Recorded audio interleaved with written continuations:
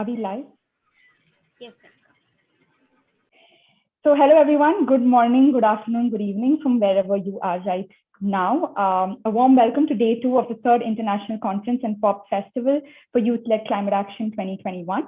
We're delighted to have you all join us for one of the biggest youth-led events for climate action. My name is Priyanka Prakash. I am from Dubai, but currently in India. And the POP family is very excited to welcome all of you to this session, which will focus on the topic sustainable cities in the Middle East. So we are very happy to have you all join us for this very meaningful conversation. Before we start, we would like to mention a few indicators. Kindly keep your microphone switched off to avoid background noise. You can use a Zoom chat to send in your questions, and our facilitators will help us coordinate to respond to your queries. We would also like to share our social media handles in the chat so that you can be informed about our future activities.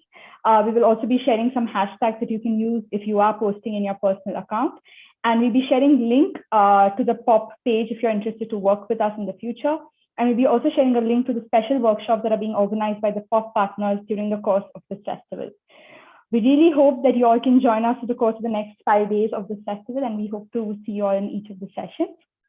Before we begin, I would like to quickly just give an overview of the agenda that we'll be following today. We have 2 experts who have joined us from the Middle East, Ms. Habiba and Neeshad.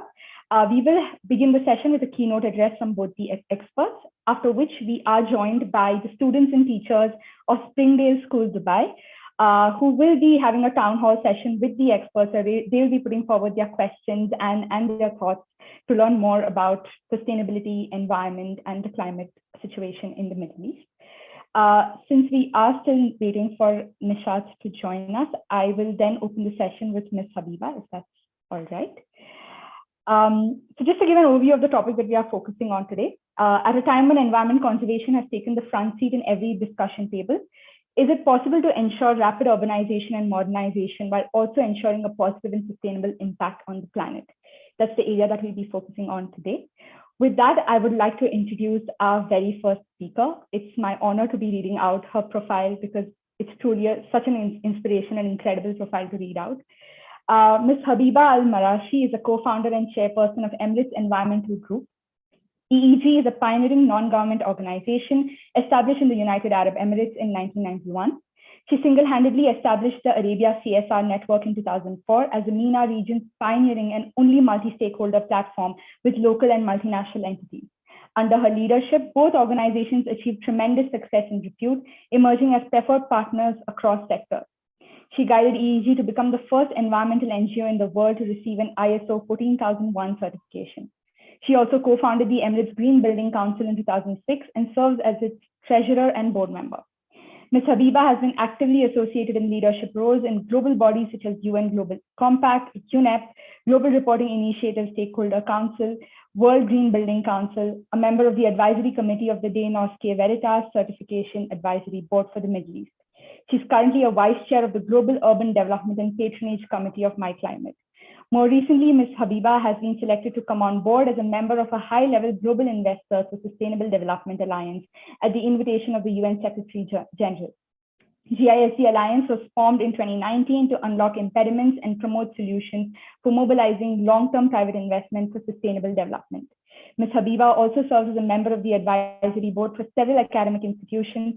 She also sits on a number of boards that deal with women and sustainability in the region and globally. Thank you so much, Ms. Habiba, for joining us. It's truly such an inspiring profile, and we are very excited to hear your insights and expertise on the topic that we are discussing today. So I would like to hand over the floor to you.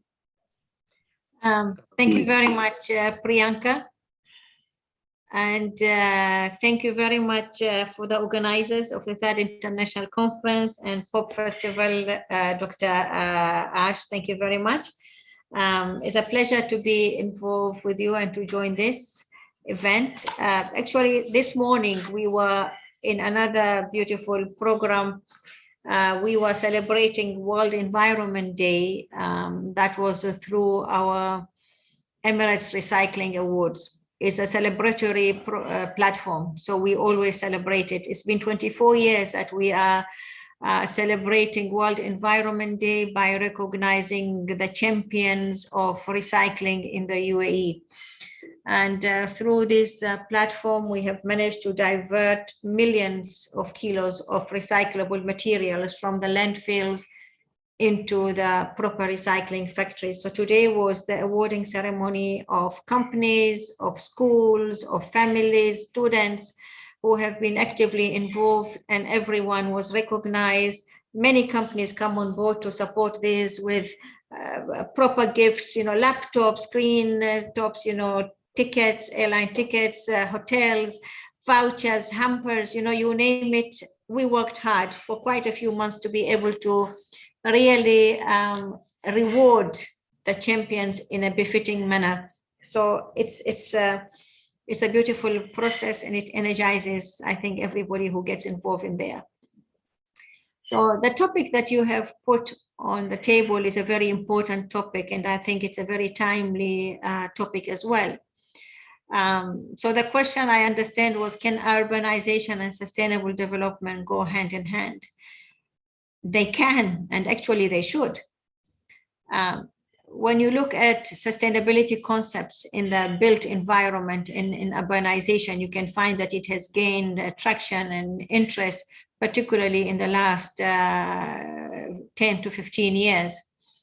And when we talk about sustainability in the urban development and in building, we are not really talking about just learning from the traditional building and development techniques. We are talking about how do you put intelligence, how do you use these technologies, these techniques that we have inherited from our forefathers in an intelligent way. So innovation, which is one of the buzzwords in the UAE, particularly in the government strategy. What are the innovative technologies that we need? What is the artificial intelligence that we really need to be looking into if we are talking about modern sustainable cities? Abu Dhabi government, for example, hosted the World Urban Forum. In that World Urban Forum, they invited expert thinkers who are coming from different parts of the world to talk about sustainable cities. And Dubai government as well developed a similar, plan. They call it Dubai Plan 2021, and it aligned with Dubai Vision, UAE Vision 2021, and the green economy for sustainable development. So there are a lot of these kind of platforms that the government is rolling out, and they are all connected with each other, and they really, in the end of the day, call on every sector of the society to be actively involved. Whereas we want to see in the end of the day, what are we wanting to achieve from all these visions and missions and strategies and plans, is to ensure that we have a country, a city that gives the residents happiness, that promotes inclusive economy, and looks at the prosperity of the society without impending on the concept of environmental protection and preservation, thereby achieving sustainability. So that in reality is what it comes to when we understand the concept of sustainable cities. I hope that was a good introduction. And one of the things that I wanted to mention here is in 2006, we rolled out officially the Emirates Green Building Council. That came about, from the very, very rapid urbanization and construction boom that the UAE witnessed in 2003, 4, and 5. But what were we building, and how were we building it, and what was going into the building, the material that was being introduced in the market. So there were a lot of issues that really mandated the urgent need of developing an independent non-government body, non-profit body like the Emirates Green Building Council. And I'm very delighted to say that when we established that council, we were number 8 in the world. And many parts of the world did not have, green building council. Even UK did not have a green building. India did have a green building, and we did invite them to attend our first conference. And we looked at the rating systems that are available around the world. And some of them I was very impressed with the Indian model, because it was a locally produced concept. It came from within. It was not an imported thing and a copy and paste issue. So this is, again, maybe one of the messages, that when we are looking for sustainable development and we are really striving to achieve sustainable cities, it is not necessarily you think the other side is greener, and the lawn is greener there and the opportunities are better there. Actually, the most important thing is to dig from within, to investigate, to find, to look, to search, to ask the elderly, to look at the senior citizens, who are really the front runners, who established, who started. What were the challenges that they faced? How did they overcome the challenges? What was innovative at their time? And you start and you build on top of that. So today, Emirates Green Building Council plays a very strong role in the sustainable built environment in the UAE. We have managed to impact the laws, regulations, legislations that have come about, the practices that are implemented, the rating systems that have been developed, the desire really amongst the developers to be the best, and they understood now that it is one of the strong elements of adding value to their marketing strategies as well. So being sustainable has added a lot of economic value to these developers. Today, globally, the young generation, everybody wants, if I am going to invest, I want to invest in something that is good, something that will provide me and my family a better standard of living, a better quality, environmental quality, air quality, and so on and so forth. And it will be a responsible place that I am living in. So this concept has pushed the developers to put their act together, to search very seriously into changing the ways that they were building. And don't forget, with the economic crisis that came in 2008, it really forced everybody to look close home, to understand how can I cut my costs. So the concept of recycling and reusing construction material became a normal thing today. And I remember we held many conferences and seminars, and with the wonderful people that we were inviting and sharing best practices and local case studies and examples. I remember one gentleman sitting and saying it was costing my company more than 25 million annually in just disposing of the construction waste. But then once we understood where our losses are and where is our wastage of the consumption of the resources, he said, now we are making profit from our construction waste because we do not have waste. Even the bordering of a building, when you want to build, you border the place with, they were using plywood that they would throw it away after the construction is finished. Now that is not the case, and it has not been the case for the last 15 years in the UAE. These are very strong material that are utilized, so the company spends money, invests in producing them, but once the construction is finished, they are nicely wrapped and taken and put in their warehouse to be used again and again and again. The metal waste that was coming out of construction, which was a huge headache, and it was costing developers a lot of money to get rid of it. Now they sell it as scrap metal. The concrete that comes out of the building, now it's nicely used, crushed and used again into the cement and into the building and into the roads as well. So there are a lot of good practices that have developed, and the competition, I think, has helped that process to evolve faster. And I will stop here. Thank you so much, Ms. Habiba, for that insight, for giving us an overview of how UAE is currently leading the whole movement to keeping their cities and also actually achieving great in terms of modernization and urbanization, but also leading in terms of sustainability, and also for sharing in terms of the economic value that is there in terms of becoming a sustainable city. So thank you so much for that insight. I'm sure the students that are there and the teachers that are there today would have a lot more questions to ask you. But before we open the floor, I would like to invite our next expert for today.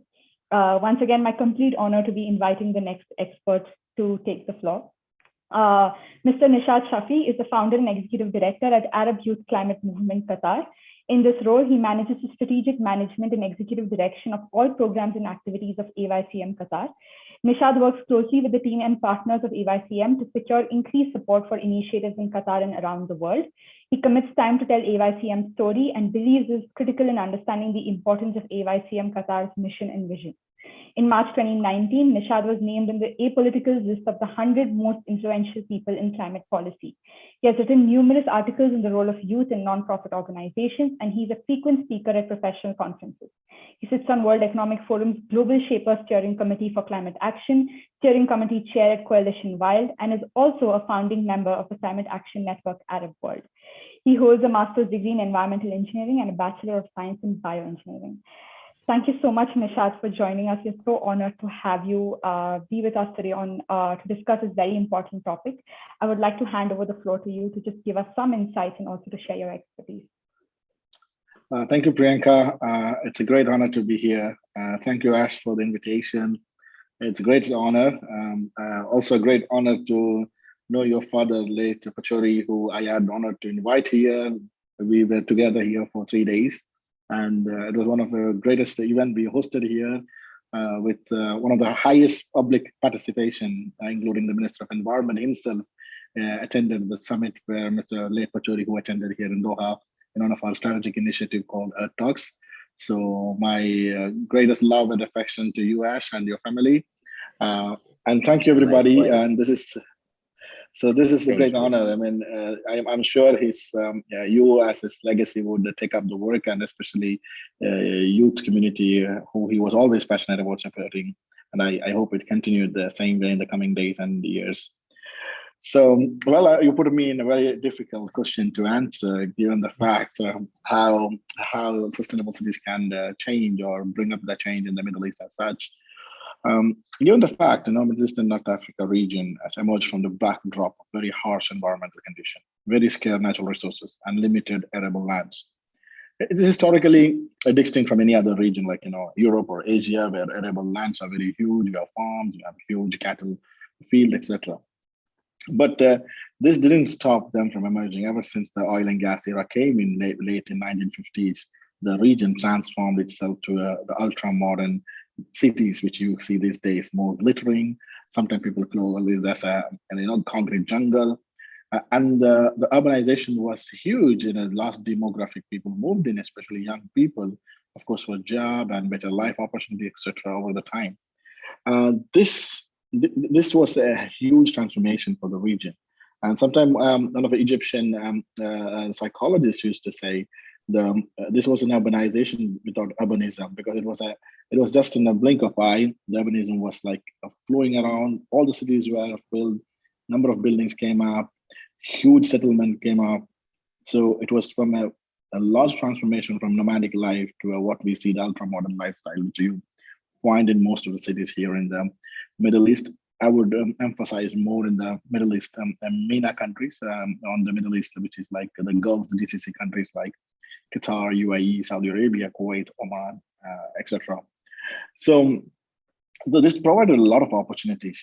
This gave us unlimited resources, in terms of jobs, creating a trend of investment and also returns. At the same time, it is also highlighting to say that most of these countries had its own vision that environment stays key factor of their development. So you might have seen the Vision 2030 of Qatar, Saudi Vision 2025, UAE Vision 2035. All these visions were very revolutionary visions to make sure that their development are in hand with their social, economic, and environmental development.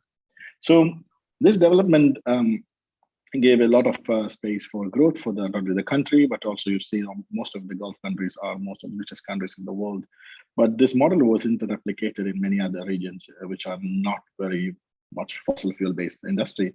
For example, if you take Lebanon, which doesn't have so much of resources, Jordan now. So if you go beyond from Maghreb to Mashriq, like Morocco, Libya, Egypt, those countries do have resources, but of course the mismanagement caused the havoc. For example, Iraq waters ended up to those resources being taken away by the pirates or whatever it is. The same goes to Libya. Those are one of the richest countries in the past. Before the Gulf emerged, Libya was one of the richest countries. Iraq was a very rich country under under dictators, but of course they had a huge chunk of oil reserve, and which transformed their countries and the development of their countries. But today you can see those countries have been declining because of not having proper political setup and also non-proper management of those resources.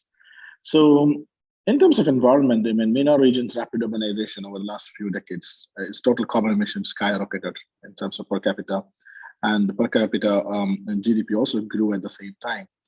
In fact, MENA region is one of the only region in the world where all the three,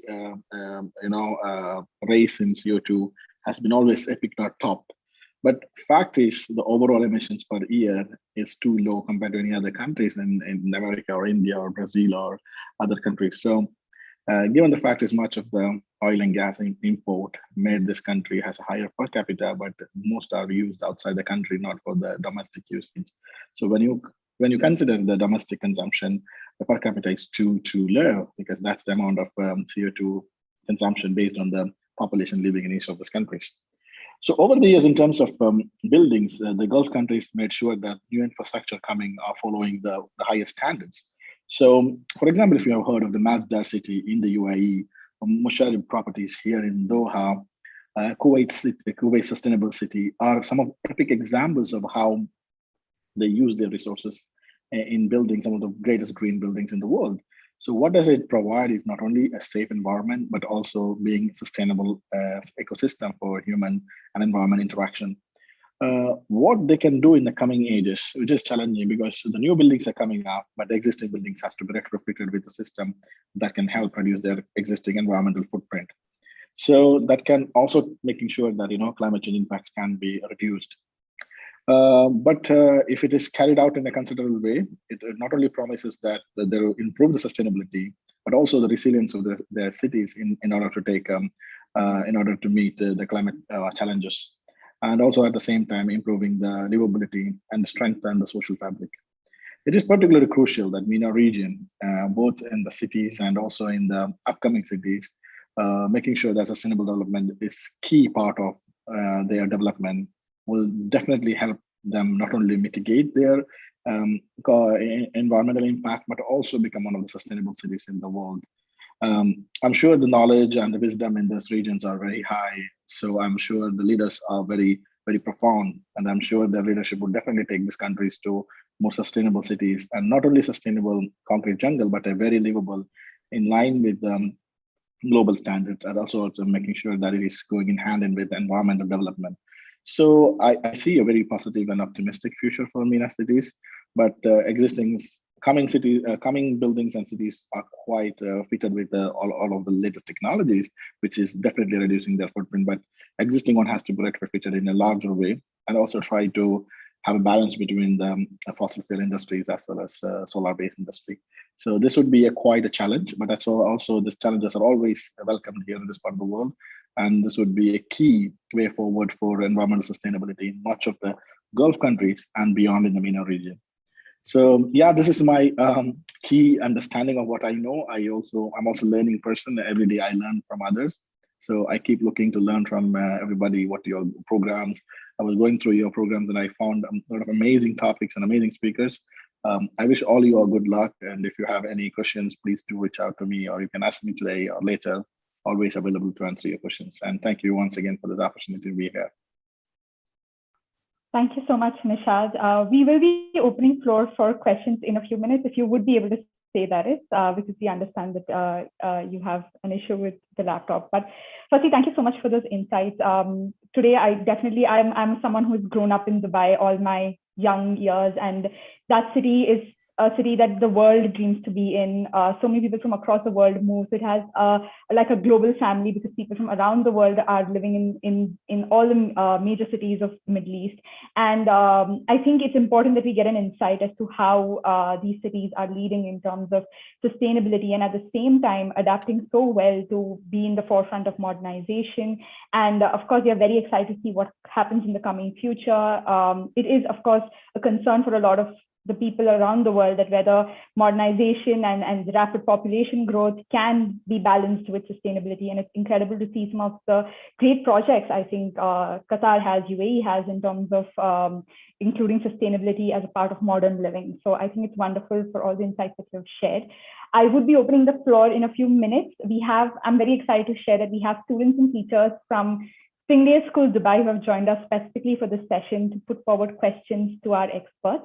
But before I do open the floor for questions, I was wondering if Dr. Ash has to share a few inputs or his thoughts for the experts. Thank you. Thank you so much. I just want to say, I'm so humbled and honored to have your presence and your wisdom and your values to guide us. And I just want to say also to Neeshad that, Dad always recounted that wonderful time that he spent together with you. And, we've exchanged messages and had that exchange. But to be together here is extremely meaningful. And I just want to say that, it is so symbolic and so meaningful to come together as family and to be able to do what it is we're trying to do as one unit. And, you're a very, very important part of that. And I just want to say thank you for being a precious part of the family. Thank you for being a friend. Thank you for being a brother. And thank you for your wisdom and values. And I also want to convey my gratitude to Miss Habiba because she's been so swift with all her communication with me, has so very kindly agreed to join us, has shared some incredible insights.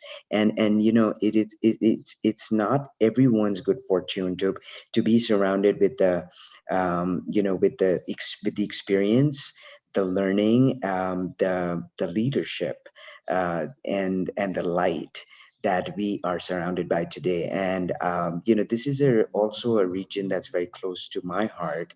So I've had a lot of time in the region. I do believe that it is a region also of the world where there is leadership, as we can see, exemplified here right now, but also a great commitment to lead the way. And I think that, we're blessed to have the insights that we've been privy to right now, and I know we'll have for the next hopefully for the rest of our lives. But I also want to say that if we are able to demonstrate the kind of change I know is being created in the region, particularly the MENA region, the entire sort of Gulf and Middle Eastern region, where, like you said, Priyanka, we have a lot of diversity in terms of people and communities. I think the world will open their eyes and look and learn. And I think that that's such a powerful testimony to what is possible.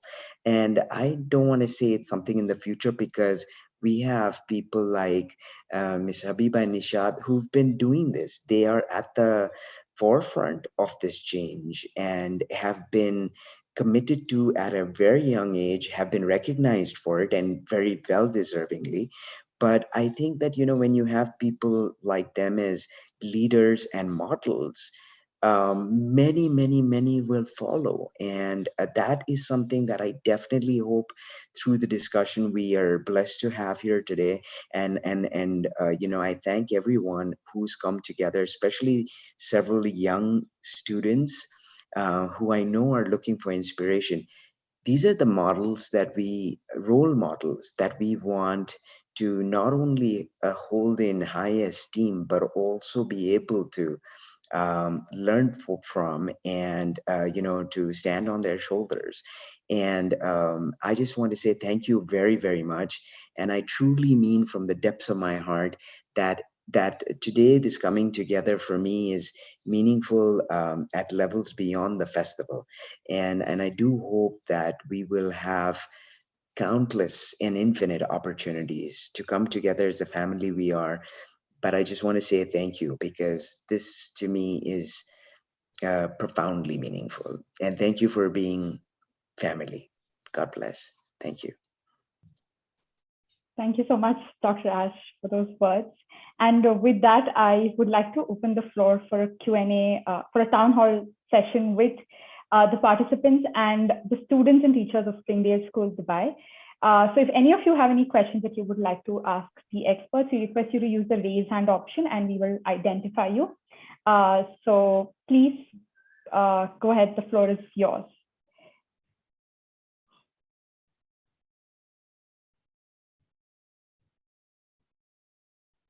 Ditya, you can unmute yourself and go ahead and ask. Yeah, so I have a question. Like all the young students, what can they do to make a sustainable city?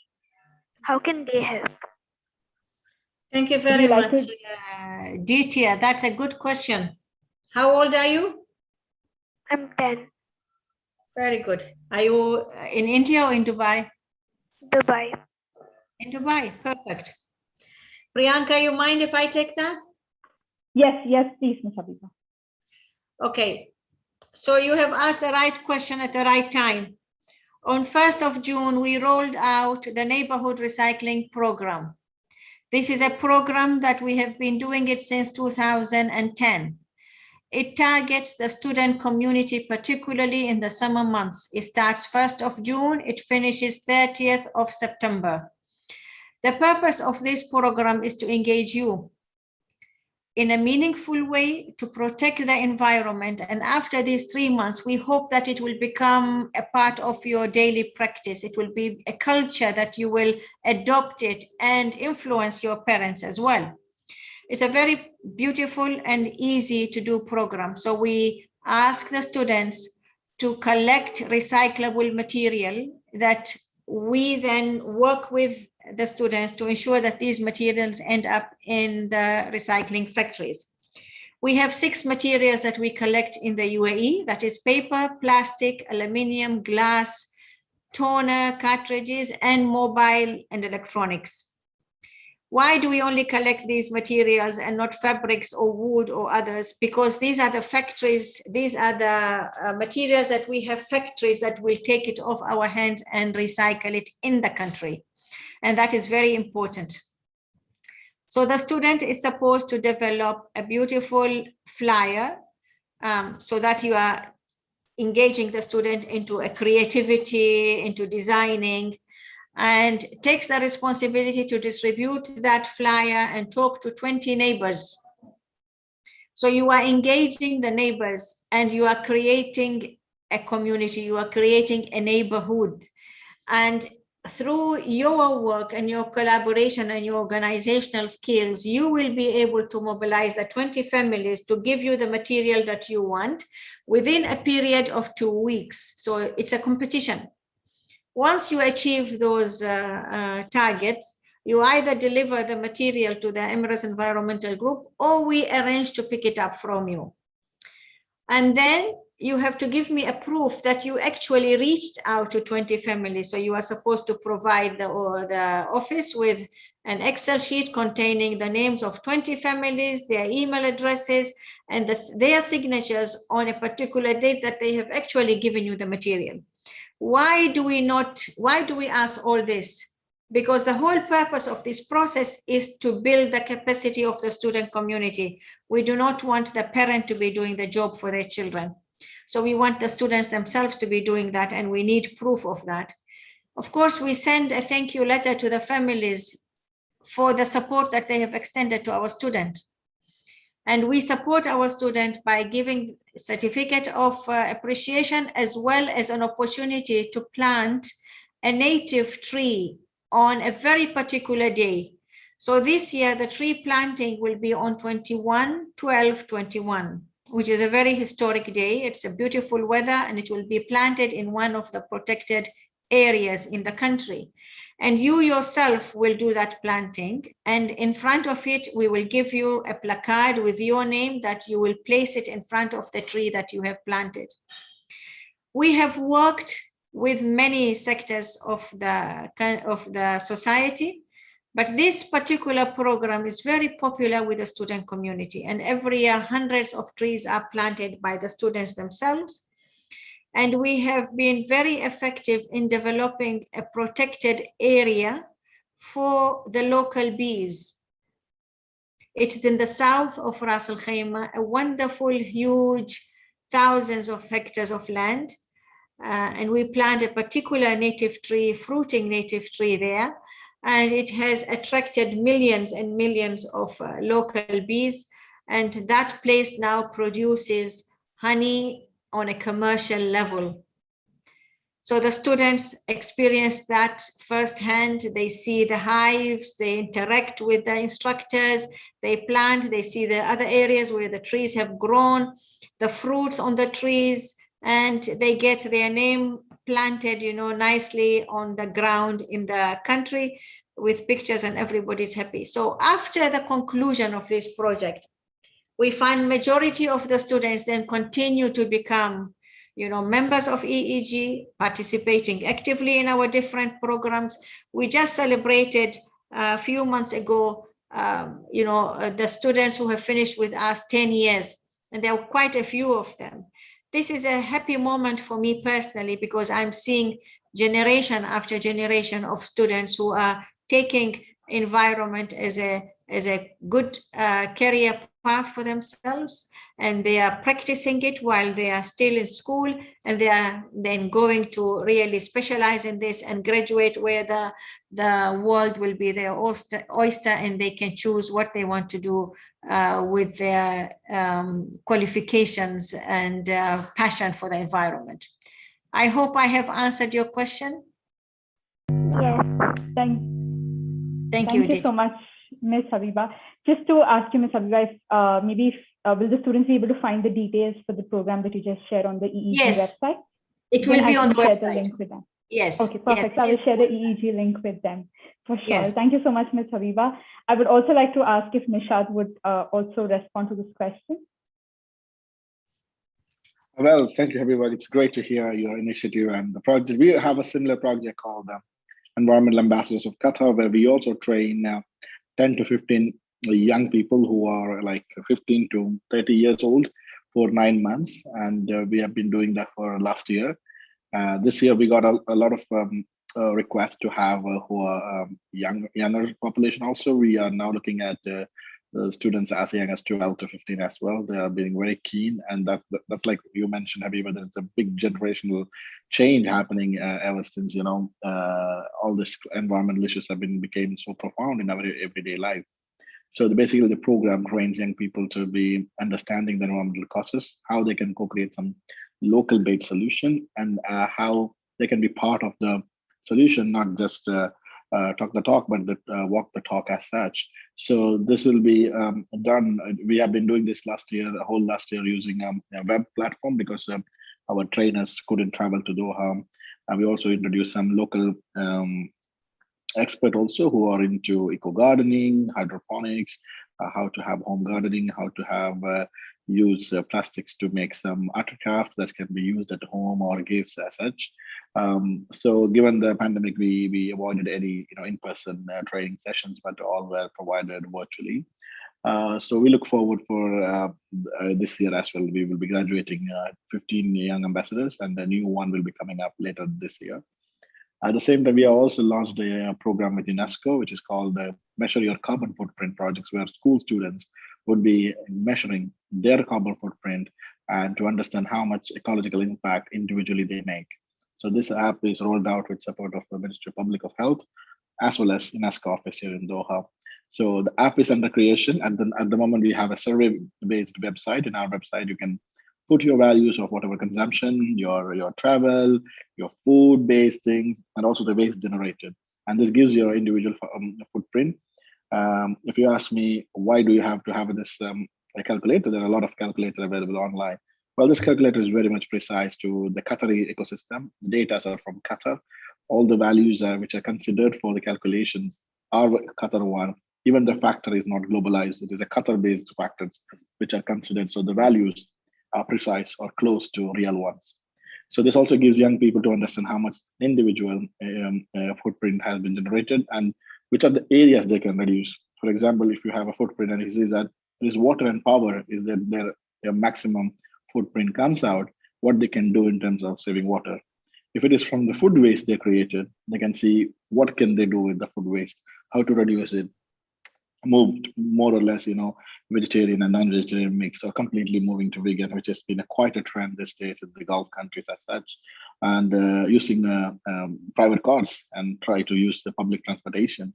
So this gives an idea to young people, and this program is ideally launched only at the high school students because they're the one who are very keen to know what is happening around them. So we thought this would be ideal, but this is also open for public also to take up the survey. But at the moment, officially with the Ministry of Education, we have been launching only for high school students. So that's a summer program we have been doing too. Yeah. So I know that so many programs are happening around the region. The one like Habiba mentioned, there's some in Kuwait and also in Oman. I think students can look out in their own countries to see how they can get involved. Yeah. If maybe I'll reach out to you after the session just to get some links to how they can learn more about the initiatives you've mentioned. Thank you so much, Neeshad. I see we have a lot of hands up to ask questions. I see Dhruv. Do you want to go next? Yes, I had 2 to 3 questions. My first Dhruv, if you can start with one question so that we can give everyone a platform. Yes, is that okay? Yeah. Thank you, Dhruv. One question was that are there any innovations which are developed which can help to make the city sustainable? Would you direct it to someone particular or is it for both the experts? Anyone. Okay. Ms. Habiba, Neeshad, anyone who would like to take this? Yeah, I can take that. Yes, there are so in the UAE, there are so many platforms that the government has developed to ensure that the sustainable city, that the Emirate is a very sustainable Emirate. And one of them, of course, is the turning it into a smart government. So everything is through online, and it has really changed a lot. So you don't need to go to any government offices to finish any of your requirements, whether it is your renewal of your passport, Emirates ID, you want to go and renew the license of your business, whatever you are, these are all online, payment of all your utility bills, payment of your telephones, everything. There are different apps, and the government has really put it as a competition, and they gave the departments, the different departments, a space of 3 years to turn their organizations into full-fledged online. So that was a huge step that has helped reduce the transportation. As we all know, transportation plays a big part in the concept of a city is sustainable or not sustainable. And it has got a responsible, transport sector is responsible for 75% of carbon monoxide pollution. So when you have most of the things that you are doing online, then you are reducing that number of cars on the road, billions of cars globally every year. And of course, when you are reducing the number of cars on the road, it means the air quality will improve, and the improvement of air quality, it means the diseases associated with poor air quality as well will be reduced. So that was one of the areas. The other area that the UAE government took on board was looking at energy and diversifying the sources of energy. So today we have solar energy as one of the major means of energizing the buildings, and the government has put very good regulation incentivizing the private sector to install solar panels on buildings, on development, so that they use renewable energy. Factories, everybody is being encouraged to use solar panels, and the government itself has invested very, very heavily to develop solar parks, whereby we know exactly the percentage that it will contribute to the energy requirement in the whole of UAE and the time frame for it.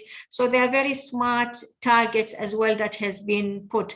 There's another area that the government is looking to innovate is, they are in the final process of developing state-of-the-art waste to energy, which means that the waste will be burned to turn energy that will use. So there will be, so that you do not use fossil fuels, which is very tasking on the environment, and it releases a lot of CO2 emissions. So these are again areas developing the full-fledged concept of public transport, the metros. All these are issues that have helped these new technologies have helped ensure that the cities are becoming more sustainable and reachable. The way they developed the designing of the cities, this is very important for you to understand, young men, that the way the cities are designed now is to be all encompassing. So you have the schools, you have the supermarkets, you have the hospitals, you have everything, recreation facilities, everything that you need within just 10 minutes walking distance. So this mixed use communities has resulted in people not needing to travel long distances just because they want to go to a shopping mall, or they want to go to a supermarket, or they want to go to a hospital or otherwise, because all these services are now within a very easy distance and within the walking distance of 10 minutes. In the big shopping malls, there are government facilities that gives you, while you are going shopping, you can go in and finish your other work requirements, so you are doing so many in one go. There are a lot of things that have taken place. The focus has not only been on developing new cities, or on looking at the existing cities that we have. How can we make it more family friendly, environmentally friendly? How can we make it more accessible? How can we make it more inclusive? Looking at the people with determination and including them in there. So these are all elements that are very, very strongly looked into. For example, the government of UAE, particularly government of Dubai, Sheikh Mohammed has announced that by 2040, he wants 60% of Dubai to be green. And that's a very ambitious target. But this is a target that everybody is so happy about, thriving on it, because everybody is coming up with new and innovative ways and ideas of how do we do that. So the introduction of the concept of greening the city, planting more trees, native trees, developing more parks, not only huge public parks, but community parks, neighborhood parks, has really picked up, and we are seeing them beautifully mushrooming around the city. So these are all steps that are innovative steps that are being taken. Developing community farms, in the middle of the city's congested areas, taking a plot and putting with the municipality, removing the interlocking and putting soil to enable the residents to plant their own vegetables and harvest it. So young men, there's a lot that is going on. You will really enjoy if you do your research, and I encourage you to do that. Okay, ma'am. Thank you so much. Thank you so much, Ms. Habiba. Neeshad, is there something you would like to add to the question? Well, I think Habiba did cover most of the part. And just to add one liner, innovation has transformed how things have been in the GCC countries. Especially something that was always curious to me is the waste to energy one, which UAE is now leading. This is something that would be a change maker here. Thank you so much, Neeshad. I do see we have a lot more hands, so I'm going to ask Araf if he wants to unmute and ask his question. Yes. My question is, how can we, during COVID-19, combat climate change? Neeshad, do you want to start with that?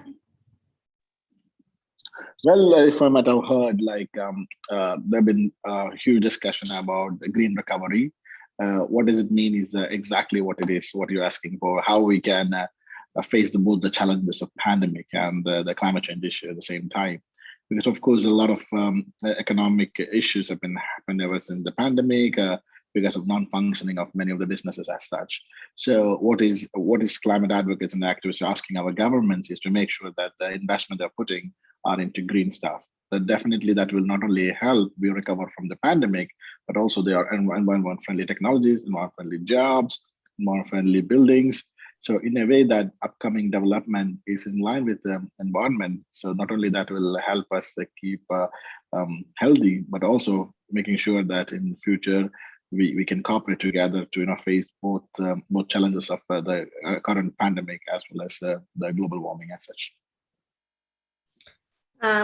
Thank you very much. I would like to add to that what Neeshad mentioned is, you as a student, you are a member of the family. You need to play a very active role. One of the things that I will encourage is you make a list of what needs to be bought from the supermarket, so that when you are going, you are only buying what you need and not what you want. And you will bring meaningful things. And when you are buying, read every single item, every single can that you pick up. Look at what is going in there, how much traveling that can has. Is it from the region? Is it from across the world? So everything you can do has got a positive impact on climate change. Do not buy products with excessive packaging, because you are ending up increasing a lot of the waste. Look at how responsibly you dispose of your masks, your gloves, because the irresponsible use of these materials has resulted in millions of tons of these unfortunately single-use items that are ending up in a very irresponsible ways. If you go around on the streets, if you go in the parks, particularly in parking lots, you'll find people just throwing away their mask, which increases the burden on the relevant government body and increases pollution. So as an individual, as a student, you have a good role to play. Act responsibly on your own, act responsibly with your family, be a good advocate for the environment that does not have the voice, but we are the voice of the environment, and so we should talk about it with your friends, discuss how can you be more environmentally friendly, what practices, how can we be involved, join the different programs that Emirates Environmental Group has. We have another program that is called Recycle, Reforest and Repeat. It is about collection of paper, and we turn that into trees that we plant. So there are a lot of platforms that you as a student can be actively involved. I promise you, you will feel so proud of yourself at the end of the day once you achieve these targets, and you will feel that sense of achievement that you have contributed yourself positively, and you will see the pride in the look, the way your parents give you, because you have motivated them, you have inspired your neighbors, your friends to do the same. And I hope to and look forward to see you becoming an active member of Emirates Environmental Group. Thank you, Ms. Habiba, for that response. Thank you, Neeshad. I would like to ask Anusha if she wants to unmute and ask her question. Actually, even I also have a question. Kushagar, if I can come to you right after Anusha, if that's okay? Yeah. I just have Anusha, you can go ahead. Okay. My question is that are there any economical disadvantages for building a sustainable city?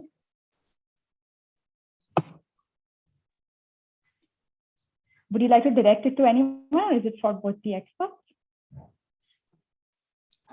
It's for both of them. Okay. So Neeshad, Ms. Habiba, anybody who would like to take that question?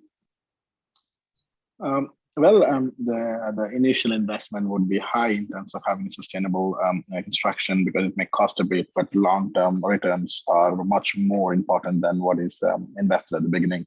So, like for example, the Masdar Sustainable City in UAE, the Musharraf City in Doha are all like huge investment in terms of returns. But long-term impact of that is like a huge return of investment, but it may take quite a longer time. So people may claim to say that it's a lot of money, but given the fact those are necessary requirements and retrofits that has to be done in our upcoming constructions of new cities. So it can be nullified that the initial investment has a long-term returns.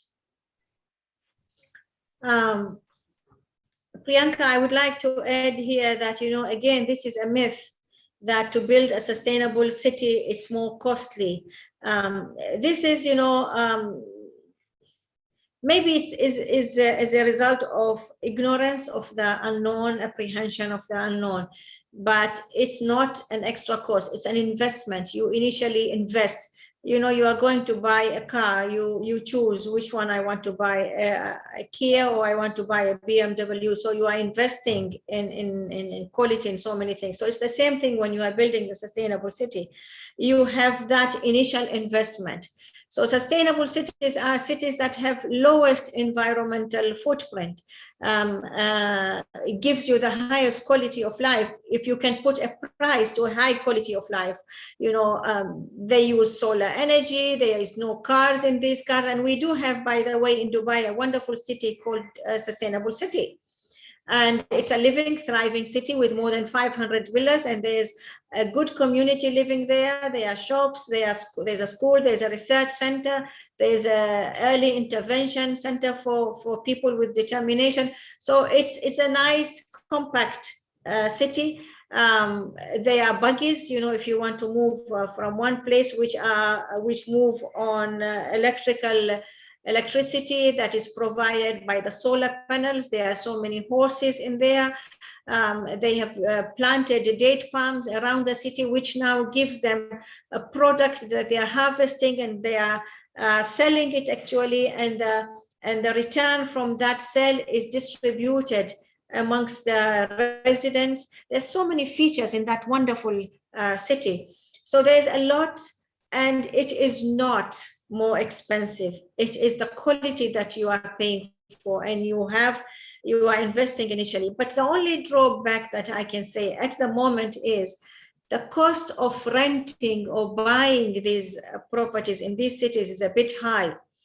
But the more there is adoption of these practices and the increase of the number of sustainable cities or cities with sustainability features in them, the prices will come down, which will become more affordable for everybody to buy in there.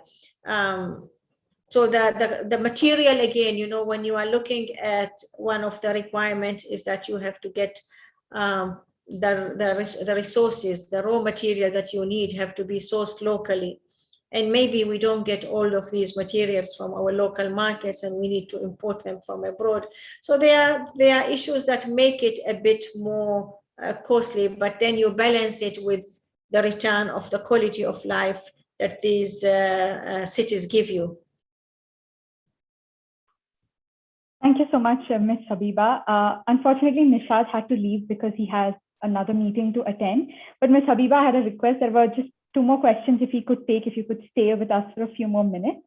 Of course, there are a lot more questions that people want to ask, but I will just, Nisha, I can ask Kushagar to go first, and then I'll give you the floor, if that's okay. Thank you. Yes. Yeah, so the question for me is that, are the earth being sustainable at this point? Can we say the earth is being sustainable at this point, or it's been non-sustainable at this point? So who is Kushagar, and how old are you, and where do you live, and which school do you go to?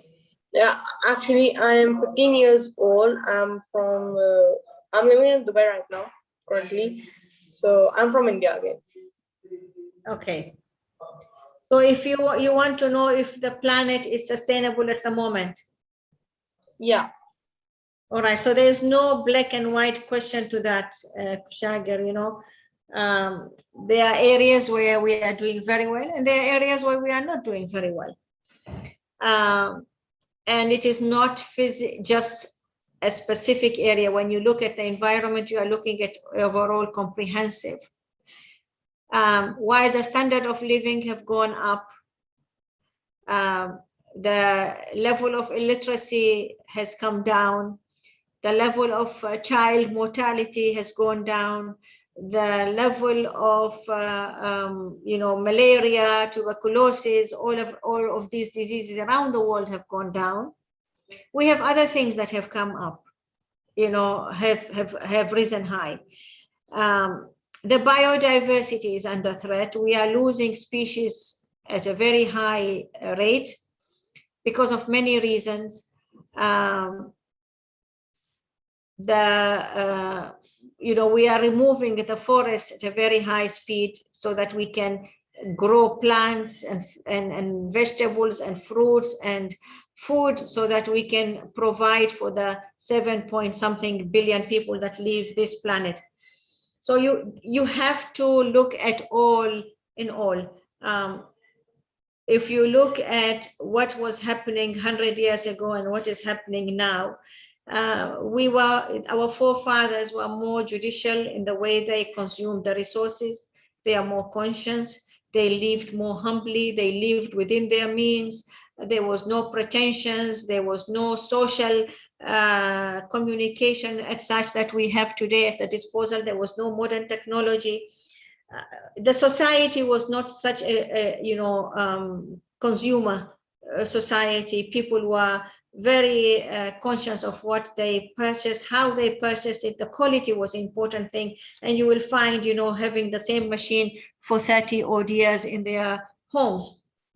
Today, that is not the scenario. Although we have a lot of development and technologies and expansion in the industry and different products. So we need to look at it, and you really need to judge for it yourself and to say, what can I do as an individual, as a member of this global community to ensure that my actions are responsible actions, that I can set an example for the others to follow suit. Thank you so much, Ms. Habiba. Just keeping time in mind, I think we'll take one last question from Rimsha before we conclude the session. So Rimsha, the floor is yours. Yes, ma'am.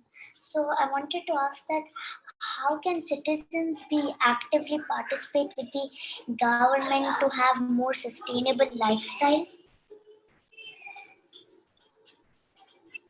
So Rimsha, you want to be involved in the government? No, I just had a question. So why don't we focus on how we get you involved and very active in your family and in your friend cycle, okay? So that we do what we can do as a society, and then we leave the big decisions. Once we do as members of the society and we act responsibly, we will be doing a big service to the government. For example, waste. The waste costs the government a lot of money to dispose of, to clean our cities. And yet, many members of the society do not act responsibly. They act like spoiled children, They have so many toys, they play with them, they mess around, they break and they leave, and they expect their parents to clean behind them. This is the same story. So we as members of the society should act very responsibly when we go picnicking, when we go out in the wilderness, in the desert and everything. We should act very responsibly. Whatever we do, we should take back our waste with us home and dispose of it in the right way. When we buy things, we should be responsible on what we are buying, why we are buying it. When the clothes that we do not need it anymore, we have not worn it, we nicely wash it and pack it and give it to places where they will give to children, other parts of the world who are in need of it. The same thing with textbooks and all that. The same thing with our electronics. So there's so many things that we can do as members of the society to set the tone right, and which will help the government to carry on more productive work. The finances that will be saved as a result of not needing it to clean the cities, because every member of the society is acting responsibly and the cities are clean. That money will be channeled towards healthcare, towards education, towards infrastructure, which will benefit us. So that is how we will play an effective role to support the government to get them to do the right thing.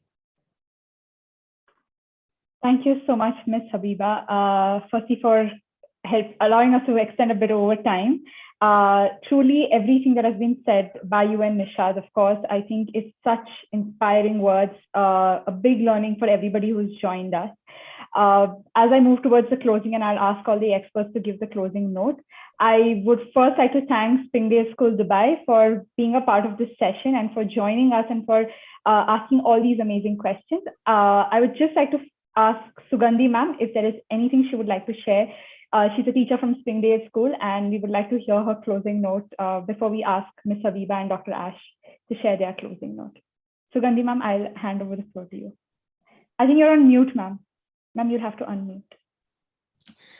Thank you, Ms. Priyanka, for this wonderful opportunity for the kids. And we are connected with the EAG, and we are constantly with the competitions, held by EAG. And it's good that Habiba is speaking to the kids to enlightening their, various doubts that they had today. And it was a wonderful platform for our kids. We look Thank forward you so for much. many such programs like this. Yes, Thank you, Ms. absolutely. Habiba. Special thanks to you. Thank you so much, Suganthi ma'am, for joining us. To all the students for joining us. You all are the future. You all are the ones that are going to be leading the movement to building a sustainable future. So keep this energy, keep this passion, keep this interest, and make sure that everything you do every day is in favor of the environment and in favor for a cleaner and a sustainable future. With that, I would like to ask Ms. Habiba to share the closing notes, and then Dr. Ash to share his closing notes as well. So Ms. Habiba, the floor is yours. Thank you very much, Priyanka, for managing it so efficiently and effectively. And I'm delighted to be involved with this. It's always energizing and inspiring to be in the middle of the student community to hear their passion in talking about these sustainability issues. Well done. Thank you so much, Ms. Habiba. Dr. Ash, I would like to ask you to. Thank you so much. I just want to say this has been such an engaging and sort of high energy session, but also one that's been extremely informative. And I'm going to only underscore a point which Ms. Habiba has also brought up, which is that your role as young people is critical because you will not only influence change within your school system and influence your teachers, but you'll also influence your siblings, your parents, and your neighbors. So, you are leaders of today and of tomorrow. And so, get engaged, do your part, and trust me, you have a role to play, which is quintessential. So let's do this, and let's do it together. And I want to thank you for your leadership. I want to also thank Ms. Habiba, Neeshad, who have both shared such a lot of real practical experience and not just talk. So I just want to say that it's been truly inspirational because I think we all walk away highly energized and truly inspired. And I want to congratulate you on the amazing work you do. And thank you for making the time to be with us here today. And I hope this will be the start of many more things we'll do together. There are a number of young people we're working with in different parts of the world, and it would be absolutely invaluable to be able to find ways to collaborate and do things together. So thank you, and my congratulations to Springdale School as well, and the amazing students and faculty. Thank you. Thank you, Dr. Ash. Just to close the session, Ms. Habiba, if you can stay back for a few minutes if that's possible, or we understand if you have other commitments, but I do encourage the students to stay back. We have Jovis from Africa, who has been taking some incredible action with respect to climate crisis in the Africa region. And we were hoping that he could share the closing note as well on some of the work that he's been doing, and maybe share insights with all of you on what has been happening in Africa as well. So Jovis, I give the floor to you to close the session. Jovis, if you are you here? Yes, thank you very much. Thank you very much. It's a privilege. It's a privilege for me to be here. So concerning the part of Africa, we have been working a lot concerning how we can do in order to reduce the impact of climate change in Africa, and particularly in Cameroon. So concerning my project, I designed a project entitled Bamboo and Climate Change Mitigation and Adaptation in the Sudano-Guinea High Savannah Zone of Cameroon, which is one of the agroecological zone of Cameroon. So the first objective of my project was to evaluate the determinants of bamboo growth in that particular region. And the second objective was to examine climate change in that agroecological zone.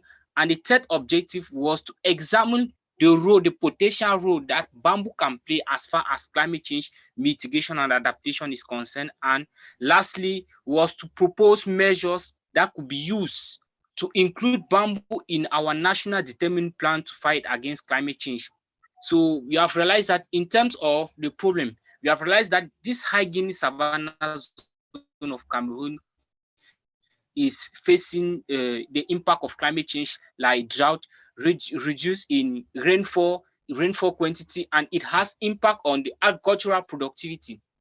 under the Cameroon government signing the Paris Peace Agreement promising to reduce her greenhouse gases by 32% in 2035 and also to attain the land to reduce to attain the bond challenge, that is to reduce land degradation neutrality. So we saw that bamboo being a natural resources that grow very fast, within 5 years it is already mature, and it will help to reduce pressure on the forest. Why can we not include bamboo in our national determined contribution in order to see the role of bamboo? Because in Cameroon we have a potential about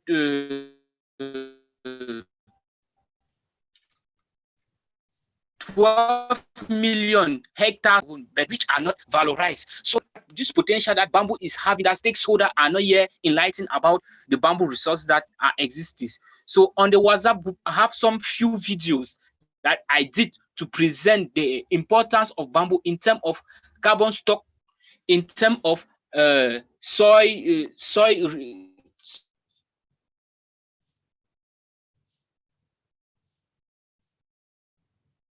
reduction of erosion product. From my studies, it shows that bamboo play equally four roles. The first role is that it has the capacity to store carbon, because it grows very fast. It store carbon in the, is that help to conserve biodiversity, because bamboo help to preserve various ecosystems. We have some animals that live within the bamboo forest that feed on the leaves of this bamboo, so it helps to conserve the bamboo. And the bamboo, we have also diverse species of bamboo existing in Cameroon. And thirdly, bamboo serve as a means to contribute to livelihood, because the local population, they cut this bamboo in order to sell, and the revenue they obtain from the sale of this bamboo equally use it to sustain their livelihood.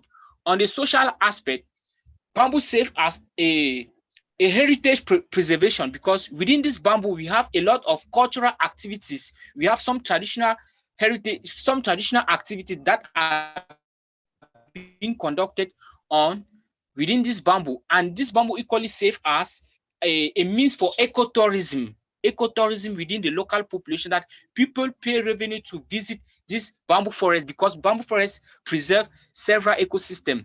And thirdly, bamboo serve as a medicinal plant.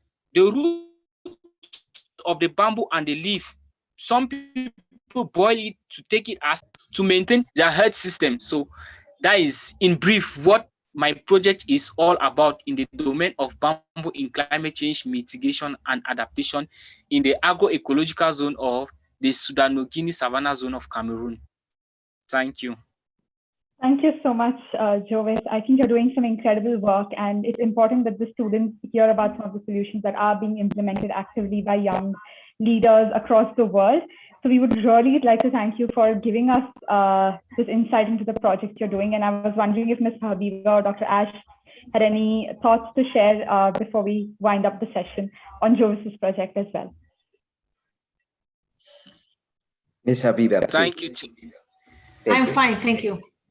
Okay, I just want to say thank you so much. I'm so glad that we were able to find a way for you to amplify your voice, share your work. And I totally agree with Priyanka about the fact that we need young people to listen in on experiences from different parts of the world and see that there are a lot of initiatives that are being implemented, and these can give you ideas to implement initiatives in your own geography.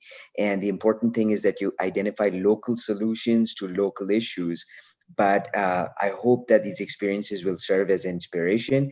I want to thank you very much, Jovis, for your work and your enthusiasm. And we definitely look forward to hearing more as you make progress. And to certainly working together. But just a big congratulations and thank you for making the time to share.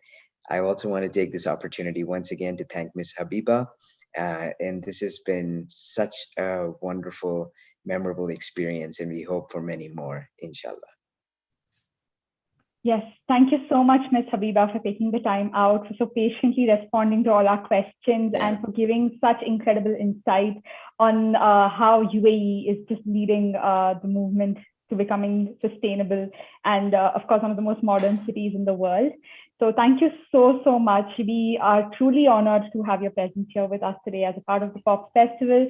And we hope we can have many more such wonderful conversations. Of course, if we had the chance, we would keep this going on and on, but we understand that we have to limit time. So thank you so much, Ms. Habiba, once again. And we have shared the EEG website link on the chat. So all the students can reach out and see how they can collaborate. I think this is amazing that everyone has a platform to connect with and do their bit for the environment in the UAE. So please do collaborate with the EEG and do your bit that you can for the environment and, of course, for UAE to be more sustainable. Thank you so much once again, Ms. Habiba. Thank you so much, all the students and teachers of Springdales School, Dubai, Dr. Ash, and the entire team of POP Movement, and Jovis, of course, for making this session so meaningful. And a big thank you to Neeshad as well. And we hope to have many more such incredible and inspiring conversations. If everyone has the yes, please, Ms. Habiba. No, inshallah, I say thank you very much, inshallah. Inshallah, yes, thank you absolutely. so much. And yes, I just want to say that, Ms. Habiba has got an amazing knack for mentoring. I can just see that, it's something that not everybody has. And I just want to thank you for that. I mean, this has been one more amazing thing. Thank you. If everyone can just try and switch on their camera very quickly, I would like to take a very quick screenshot of the session with Ms. Habiba, which would be an honor for us. So whoever can switch on their camera, please do. And you just take a very quick screenshot of the session. If everyone's ready, 3, I'm just waiting for anyone else left to switch on. Perfect. 3, 2, 1. Perfect. Thank you so much, everyone, for joining us once again. We have amazing sessions coming up today and for the rest of the 4 days of the POP Festival. So we hope we can see all of you there. And yes, hope you all have a wonderful day, evening, afternoon, or morning, wherever you are. Thank you so much once again for joining us. Thank you. Thank you. Thank you. Thank you. Thank you so much. Thank you, Suganthi ma'am. Thank you, all the students from Springdales School. You all are incredible. Thank you for joining us. I really think so. Absolutely. Bye.